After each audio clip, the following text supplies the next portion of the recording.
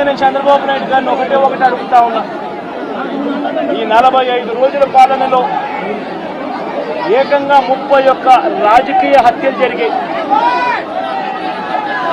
31 కూడా కాదు.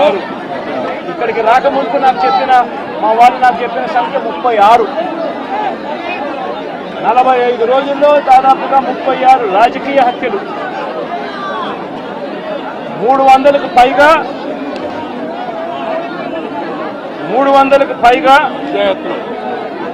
హత్యాయత్నాలు, 300కు పైగా హత్యాయత్నాలు.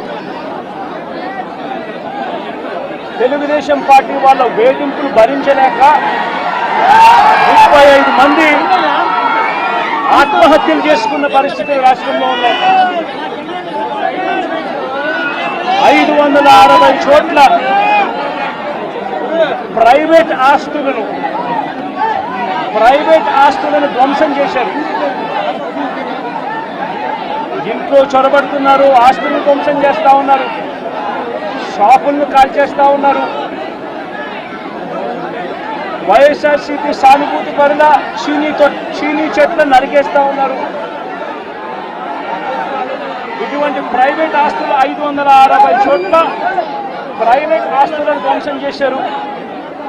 490 చోట్ల ప్రభుత్వ ఆస్తులను ధ్వంసం చేశారు. 490 చోట్ల ప్రభుత్వ ఆస్తులను ధ్వంసం చేశారు. ఇవి కాక 1000కి పైగా దౌర్జన్యాలు, దాడులు. 1000కి పైగా దాడులు. ఈ 45 రోజుల్లో తెలుగుదేశం పార్టీ అధికారంలోకి వచ్చిన తర్వాత ఈ రాష్ట్రంలో ఇది లా అండ్ ఆర్డర్ పరిస్థితి. నేను అడుగుతా ఉన్నాను, ఒకసారి ఆలోచన చేయమని అడుగుతా ఉన్నాను. ఎంతటి దారుణంగా లా అండ్ ఆర్డర్ పరిస్థితి ఉంది అన్నదానికి నిదర్శనము ఈ రషీద్ కేసే ఒకటి తీసుకోండి. కావాలంటే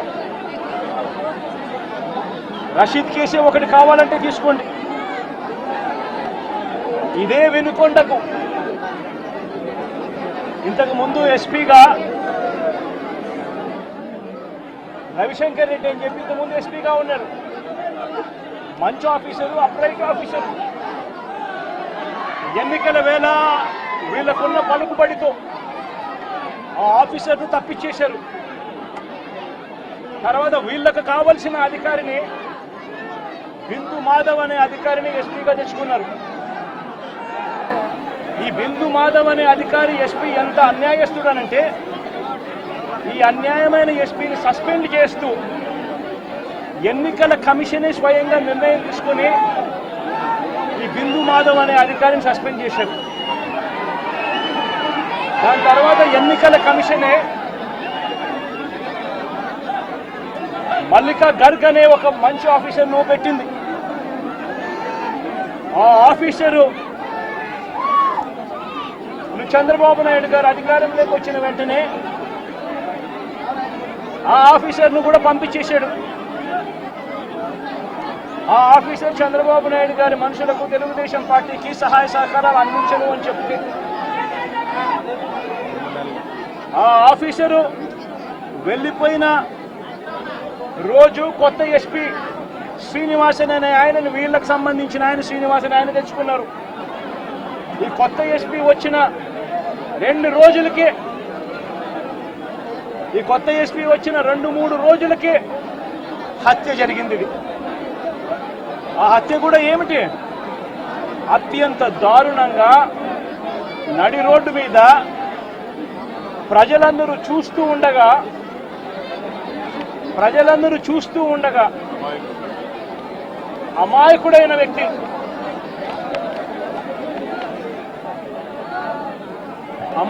వ్యక్తి, ఈ వ్యక్తి ఒక సాధారణ ఉద్యోగస్తుడు. వైన్ షాప్లో తాను పనిచేసుకుంటూ, సూపర్వైజర్గా తాను పనిచేసుకుంటూ వైన్ షాప్లో తన జీవితం గడుపుతా ఉన్న ఒక సామాన్యమైన వ్యక్తి. నియోజకవర్గాలు మాత్రం ఎందుకు గెలిచినావు? కడప, రాజంపేట, తిరుపతి, అరకు 4 ఎంపీ సీట్లు మాత్రం ఎందుకు గెలవాల్సి వచ్చింది? 11 నియోజకవర్గాలు 4 ఎంపీ సీట్లు మాత్రం గెలవాల్సినంత అవసరం ఏముంది?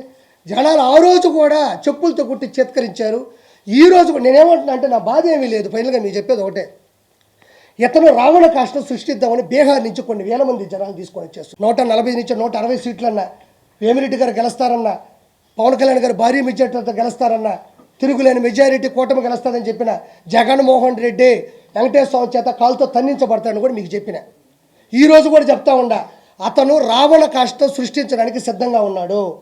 అంటే మధ్యంతర ఎన్నికలు అంటే ఏమంత అవిశ్వాసం జరిగింది, ఏమంత అవిశ్వాస తీర్మానం ఉంది, ఏమంత ఒక వ్యక్తి, ఒక రషీద్ అనే కుర్రాడు, ఒక జలాన్ అనే కుర్రాడు, ఇద్దరు ముస్లిం మైనారిటీ సభ్యులు, ఇద్దరు కూడా ఆల్రెడీ వైఎస్ఆర్సీపీలో ఉన్నోళ్ళే. వాళ్ళు వైఎస్ఆర్సీపీలో ఉన్నారు, ఫోటోలు దిగుతున్నారు. వాళ్ళు ఒక 5-10 సంవత్సరాల నుంచి కూడా గొడవలు పెట్టుకొని పెట్రోల్ మీద వాళ్ళ బైక్ మీద ఇతను దాడి చేయడం, వాళ్ళ చెల్లిని ఇతను ఏదో అనడం, వాళ్ళ మీద కూడా ఎఫ్ఐఆర్లు కూడా ఆల్రెడీ బుక్ అయ్యి ఉండే స్థానికంగా కూడా వినుకొండలో. ఇవన్నీ ఉన్నప్పుడు జగన్మోహన్ రెడ్డి ఒకటి చేయాలి, రావాలి, అమ్మ మేము ప్రశ్నిస్తాం, మీకు న్యాయం చేస్తాం, మీరు చనిపోయిన దానికి మేము బాధపడుతున్నాం, డబ్బులు ఇప్పిస్తామని చెప్తాం. వచ్చి రాగానే ఇది చేసింది టీడీపీ వాళ్ళిద్దరూ వైఎస్ఆర్సీపీ అయ్యి ఉంటే, నీ కార్యకర్తలు అయ్యి ఉంటే, వాళ్ళకి పడకపోతే వాళ్ళు చచ్చిపోయినా కూడా ఒక మనిషిని విడదీసి టీడీపీలు వేస్తావా? అది ఎంతవరకు సమంజసం? అదేమన్నంటే ఫోటో దిగు, ఏమయ్యా నేను కూడా ఒక బర్త్డే చేసుకుంటా, 10 మందిని పిలిస్తే 20 మంది వస్తారు, వాళ్ళు వచ్చి నాతో ఫోటో దిగి నోట్లో ఒక కేకు పెట్టినప్పుడు నోరు మూసుకుని ఉంటాను. నేనా నోరు తెరుస్తాను కదా? నోరు తెరిగినా అది సభా మర్యాద కదా? నోరు తెరిగినా వాళ్ళు ఏమన్నా చెప్పండి, ఏమన్నా ఎమ్మెల్సీయా, జడ్పీటీసీయా, ఎంపీటీసీయా, లేకపోతే వాళ్ళు ప్రధాన కార్యకర్తలా, లేకపోతే మీ చేత సభ్యత్వం తీసుకున్న వాళ్ళు వైఎస్ఆర్సీపీ టీడీపీ అని చెప్పడానికి, లేకపోతే ఇంతకుముందు ఎమ్మెల్యేలా, లేకపోతే ఒక స్పోక్ పర్సన్సా, లేకపోతే అంతర్జాతీయ ప్రధాన కార్యదర్శులా, వాళ్ళని టీడీపీ వీళ్ళు టీడీపీ అని చెప్పడానికి వాళ్ళు చేసినటువంటి ప్రోత్సాహంగా ఉన్నటువంటి వాళ్ళకు ఉన్నటువంటి పదవి ఏంది? వాళ్ళు సామాన్యంగా ఎవరుంటే వాళ్ళ జోలికి వెళ్ళేవాళ్ళు. కాబట్టి ఆ విషయంలో కూడా వాళ్ళిద్దరూ వైఎస్ఆర్సీపీ కార్యకర్తలు, వాళ్ళు కొట్టుకున్నారు, చనిపోయినారు.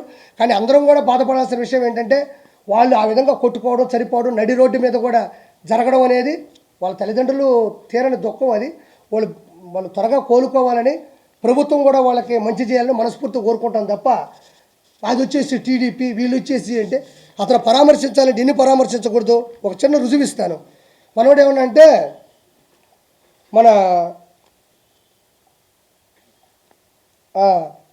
మనం ఏమన్నా అంటే అక్కడ కేకు తినిపిస్తూ ఉన్నాడు, అక్కడ లోకల్ ఎమ్మెల్యే అనుకుంటా, ఎమ్మెల్యేనో ఎవరు ఒక ఫంక్షన్కి వెళ్ళినప్పుడు కేకు తినిపిస్తూ ఉన్నాడు. ఆ కేకు తినిపించాడంటే ఇది ఏమిటిది అన్నాడు, గుర్తుందా?